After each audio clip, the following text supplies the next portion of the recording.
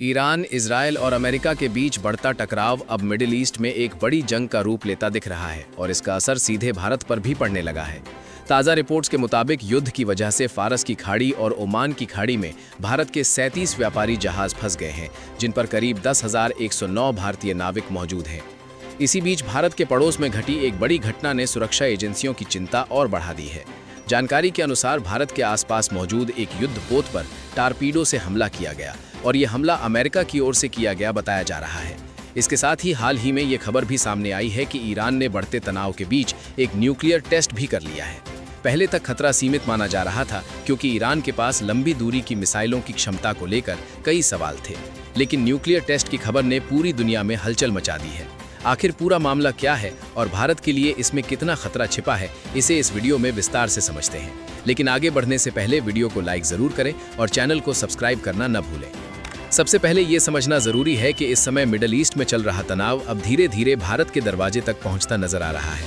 अब तक ये टकराव मुख्य रूप से ईरान और अमेरिका के बीच खाड़ी क्षेत्र और अरब सागर के आसपास सीमित माना जा रहा था, लेकिन हाल ही में सामने आई एक घटना ने भारत की चिंताओं को कई गुना बढ़ा दिया है, क्योंकि ये पूरी घटना भारत के समुद्री क्षेत्र के बिल्कुल नजदीक घटित हुई है। यही वजह है कि इसे भारत की समुद्री सुरक्षा के लिए चेतावनी की घंटी माना जा रहा है। दरअसल जिस घटना की चर्चा हो रही है वो ईरान की नौसेना के एक प्रमुख युद्धपोत से जुड़ी है। इस जहाज का नाम था IRIS डेना। ये ईरान की नौसेना के सबसे आधुनिक और शक्तिशाली युद्धपोतों में गिना जाता है। दिलचस्प बात यह है कि कुछ समय पहले ही ये युद्धपोत भारत आया था। यहाँ इसका उद्देश्य एक बड़े अंतर्राष्ट्रीय नौसैनिक अभ्यास में हिस्सा लेना था, जिसे मिलान 2026 कहा जाता है। मिलान 2026 भारतीय नौसेना द्वारा आयोजित किया जाने वाला एक बड़ा बहुराष्ट्रीय नौसैनिक अभ्यास है, जिसमें दुनिया के कई देशों की नौसेनाएं भाग लेती हैं। इस अभ्यास का आयोजन अंडमान और निकोबार द्वीप समूह के पास किया जाता है और इसका मुख्य मकसद अलग अलग देशों की नौसेनाओं के बीच तालमेल बढ़ाना और समुद्री सुरक्षा को मजबूत करना होता है। इस बार के अभ्यास में एशिया, यूरोप और अफ्रीका के कई देशों की नौसेनाएं शामिल हुई थीं और ईरान का ये युद्धपोत भी उसी अभ्यास का हिस्सा बना था। इस जहाज की अहमियत का अंदाजा इसी बात से लगाया जा सकता है कि भारत की राष्ट्रपति ने भी इस युद्धपोत का निरीक्षण किया था। उन्होंने जहाज पर मौजूद क्रू मेंबर्स से मुलाकात की और नौसैनिक सहयोग को लेकर बातचीत भी की थी।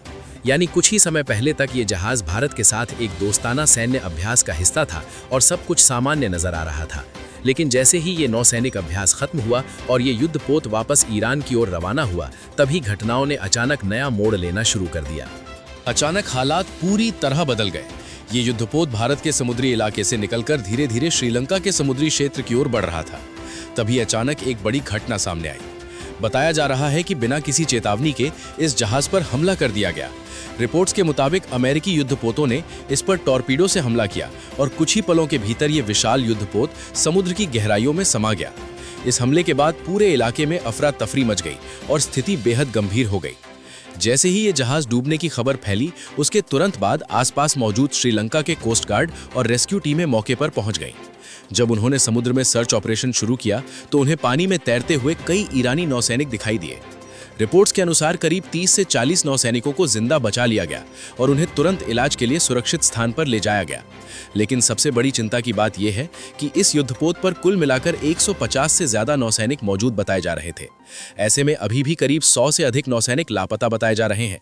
आशंका जताई जा रही है कि जहाज के साथ ही वे भी समुद्र की गहराई में समा गए होंगे। फिलहाल रेस्क्यू ऑपरेशन लगातार जारी है, लेकिन समुद्र की गहराई, तेज लहरें और युद्ध जैसे हालात होने के कारण बचाव कार्य बेहद मुश्किल होता जा रहा है। इस घटना को और ज्यादा गंभीर इसलिए माना जा रहा है क्योंकि इस हमले को लेकर खुद अमेरिका की ओर से प्रतिक्रिया सामने आई है। अमेरिकी रक्षा मंत्री पीट हेगेस ने साफ तौर पर कहा कि इस युद्धपोत को अमेरिकी नौसेना ने ही निशाना बनाया था। उनके मुताबिक अमेरिकी पनडुब्बियों और युद्धपोतों ने टॉर्पीडो का इस्तेमाल करते हुए इस जहाज को समुद्र में डुबो दिया। यानी ये कोई हादसा नहीं था, बल्कि पूरी तरह से सोची समझी सैन्य कार्रवाई थी। अगर इतिहास के नजरिए से देखा जाए तो ये घटना काफी असामान्य मानी जा रही है। दूसरे विश्व युद्ध के बाद बहुत कम ऐसे मामले सामने आए हैं जब अमेरिका ने किसी तीसरे देश के समुद्री इलाके के पास किसी अन्य देश के युद्धपोत को इस तरह निशाना बनाया हो। आमतौर पर ऐसी सैन्य कार्रवाई सीधे युद्ध क्षेत्र के अंदर ही की जाती है, लेकिन इस बार मामला भारत और श्रीलंका के समुद्री इलाकों के बेहद करीब घटित हुआ है। यही वजह है कि भारत के लिए यह स्थिति काफी संवेदनशील बन गई है। अगर जरा सी भी चूक हो जाती और यह हमला भारत के समुद्री क्षेत्र के अंदर हो जाता तो भारत की अंतर्राष्ट्रीय छवि पर बड़ा सवाल खड़ा हो सकता था, क्योंकि उस स्थिति में दुनिया ये पूछती कि आखिर भारत के समुद्री इलाके में एक विदेशी युद्धपोत को कैसे डुबो दिया गया। इससे भारत की समुद्री सुरक्षा व्यवस्था और उसकी कूटनीतिक स्थिति दोनों पर असर पड़ सकता था। लेकिन असली चिंता यहीं खत्म नहीं होती। सबसे बड़ा खतरा अब उस प्रतिक्रिया से जुड़ा हुआ है जो ईरान की ओर से सामने आ सकती है। इस समय ईरान बेहद आक्रामक रुख अपनाए हुए है। उसे जहां भी जरा सा भी शक होता है कि कोई देश अमेरिका या इजराइल का समर्थन कर रहा है, वहां वो जवाबी कार्रवाई करने से पीछे नहीं हट रहा है। यही वजह है कि भारत को इस पूरे मामले में बेहद संतुलित और सावधानी भरा कदम उठाना होगा। अब सवाल ये उठता है कि आखिर इस पूरी घटना से भारत को इतना बड़ा खतरा क्यों माना जा रहा है। दरअसल इसके पीछे कई अहम कारण छिपे हुए हैं।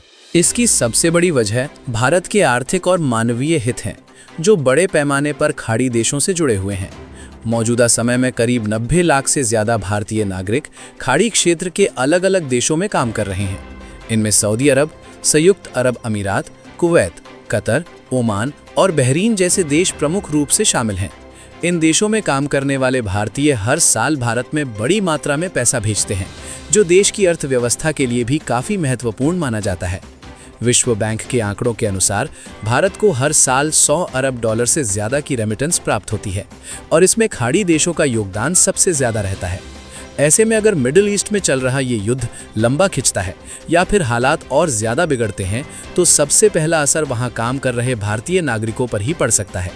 इतिहास भी इस बात का गवाह रहा है कि जब भी मिडिल ईस्ट में बड़े स्तर पर संघर्ष या युद्ध की स्थिति बनी है, तब भारत को अपने नागरिकों को सुरक्षित निकालने के लिए बड़े पैमाने पर रेस्क्यू ऑपरेशन चलाने पड़े हैं। उदाहरण के तौर पर साल 2015 में यमन संकट के दौरान भारत ने ऑपरेशन राहत चलाया था, जिसके जरिए हजारों भारतीयों को सुरक्षित बाहर निकाला गया था। इसी तरह साल 2021 में अफगानिस्तान में हालात बिगड़ने के बाद भारत ने वहां फंसे अपने नागरिकों को निकालने के लिए विशेष अभियान भी चलाया था। लेकिन अगर भविष्य में ऐसी ही स्थिति खाड़ी क्षेत्र में बनती है, तो भारत के लिए ये काम पहले से कहीं ज्यादा चुनौतीपूर्ण हो सकता है। दरअसल खाड़ी क्षेत्र में किसी भी बड़े निकासी अभियान के लिए ईरान की भौगोलिक स्थिति काफी अहम मानी जाती है। फारस की खाड़ी और उसके आसपास के कई समुद्री रास्तों पर ईरान का प्रभाव काफी ज्यादा माना जाता है। कई बार वहां से गुजरने वाले जहाजों की सुरक्षा भी उसी क्षेत्रीय संतुलन पर निर्भर करती है। यही वजह है कि भारत इस पूरे मामले में बेहद सावधानी और संतुलन के साथ आगे बढ़ना चाहता है। भारत की कोशिश हमेशा यही रहती है कि वो ना तो अमेरिका के खिलाफ खुलकर खड़ा दिखाई दे और ना ही ईरान के खिलाफ कोई सीधा रुख अपनाए। भारत की विदेश नीति लंबे समय से संतुलन और कूटनीतिक समझदारी पर आधारित रही है। भारत हमेशा ये प्रयास करता है कि वो दुनिया के सभी देशों के साथ अच्छे संबंध बनाए रखे और किसी एक पक्ष का खुलकर समर्थन करने से बचा रहे। लेकिन मौजूदा हालात इतने संवेदनशील हो चुके हैं कि भारत जैसे देशों के लिए पूरी तरह न्यूट्रल बने रहना भी आसान नहीं रह गया है, क्योंकि एक तरफ अमेरिका और उसके सहयोगी देश हैं, तो दूसरी तरफ ईरान और उसके समर्थक गुट खड़े दिखाई दे रहे हैं।